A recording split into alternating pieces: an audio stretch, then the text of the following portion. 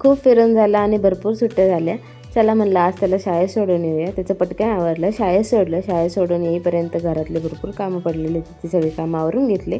परत शाळेतून आणायचा वेळ झाला, त्याला शाळेतून घेऊन आले. घरी आल्याच्यानंतर त्याची अशी काही धिंगामस्ती चालू होती. त्याने आज काही जेवण केलं नाही, वडापावच खाल्ला. त्यानंतर आमच्या सोसायटीमधल्या सगळ्या बायकांचं ठरलं की साडी घ्यायला जायचं.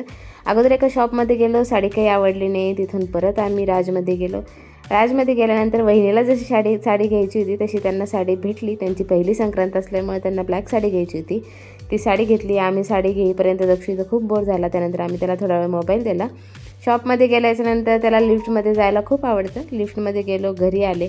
घरी आल्यानंतर खिचडी बनवली. खिचडी बनवायच्या वेळेतच कस्टमरचे ब्लाऊज आलेत. ते एवढे सगळे ब्लाऊज मला संक्रांतीपर्यंत तयार करून द्यायचे.